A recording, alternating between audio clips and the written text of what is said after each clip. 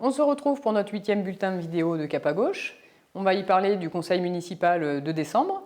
Mais là, au moment où on filme, nous sommes déjà en 2021. Donc, au nom de Cap à Gauche, je vous présente nos meilleurs vœux pour vous et vos proches pour cette nouvelle année. Donc, au conseil municipal de décembre, on a vu 20 délibérations. On a voté des choses bateaux, qui concernent notamment l'ouverture de crédit, la compte en fait, pour permettre le fonctionnement des services de la mairie, des associations et du CCAS entre le début d'année et le moment où le budget 2021 sera voté, et ça a lieu en mars. On a aussi voté pour l'acquisition de 2 peintures pour le musée Henri Martin, puisqu'il nous paraît important de pouvoir développer ce patrimoine culturel. Et par exemple, on a aussi voté le soutien à la candidature de la ville de Cahors auprès de l'UNICEF comme ville amie des enfants. Et ensuite, on va voir 2 points un peu plus en détail qui concernent le premier, les crèches, et le second, la mobilité. Donc, concernant les crèches, il faut savoir qu'au niveau national, la CAF se débarrasse de la gestion des crèches pour les remettre aux mairies. Donc, à Cahors, nous, ça concerne la crèche de Sainte-Valérie et la crèche de Terre-Rouge. Donc, on a voté pour le principe de ce transfert de la CAF à la mairie. Donc, nous, on n'est pas contre. Par contre, on a soulevé 3 points. Le premier concerne les personnels. Donc les personnels actuels de ces crèches sont sous le régime de sécurité sociale. Et donc on a voulu s'assurer que dans ce transfert, ils garderaient en fait les conditions et leur statut, les conditions salariales et leur statut. On nous a assuré que oui, donc on sera vigilant là-dessus. Et après, on a aussi en tête, on a alerté sur le fait que quand on aura dans ces établissements des personnels mairie et des personnels sécurité sociale, on risque d'avoir un peu des tensions puisqu'ils n'auront pas forcément les mêmes conditions. Le second point, c'est que si ça passe à la mairie, l'intérêt, c'est d'offrir une réponse plus juste et qui réponde mieux aux besoins en fait, des familles de Cahors. Donc on a vraiment soulevé cette attente-là. Il faut savoir que notamment à Terre-Rouge, le taux d'occupation de la crèche, c'est à peine plus de la moitié.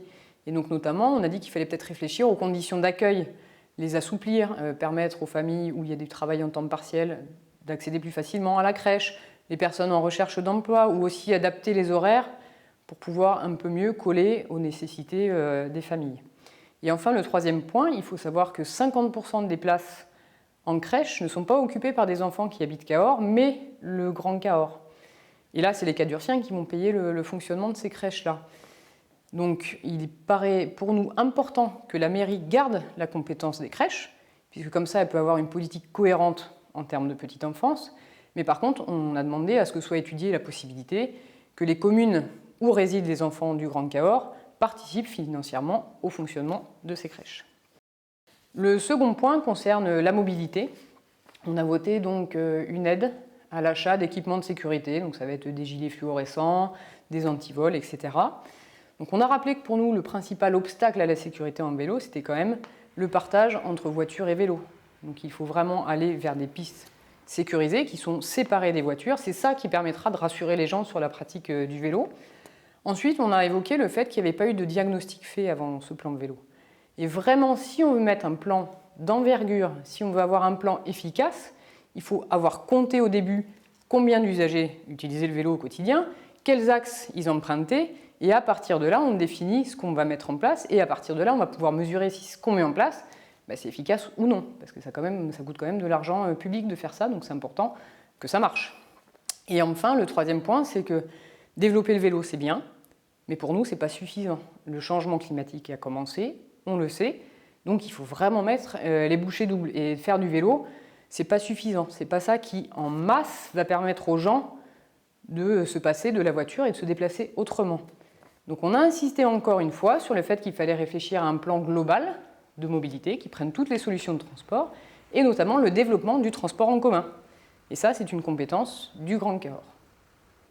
Voilà, et justement au Grand Cahors, la semaine suivante, nous avons eu le conseil communautaire donc, du Grand Cahors. On a aussi étudié un point de mobilité qui concerne la voie verte.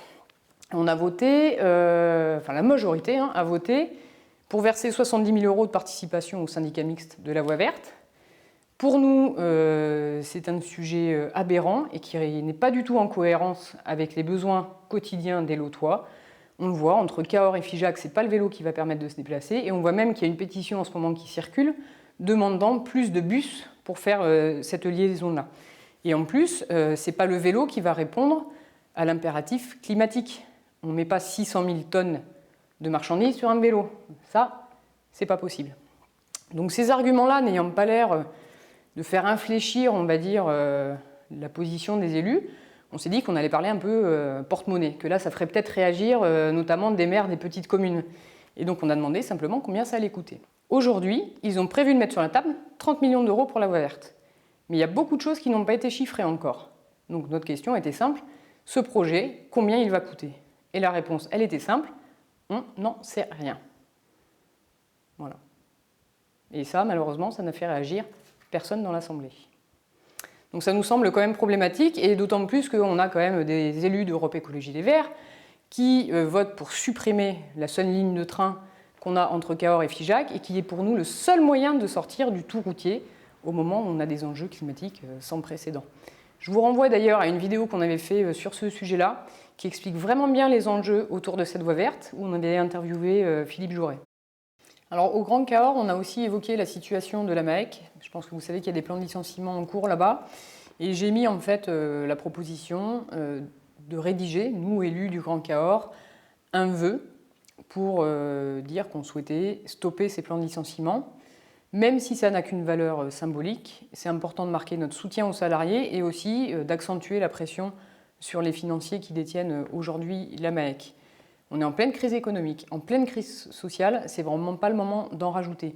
Et il faut pouvoir affirmer qu'on veut garder nos emplois, on veut garder nos emplois industriels, on veut garder nos savoir-faire. Et donc c'était une manière, un geste important, je pense, à faire. Et malheureusement, la proposition n'a pas été retenue. On a fini pour aujourd'hui. Si vous avez aimé, un petit pouce bleu pour nous encourager, vous partagez et je vous dis à bientôt.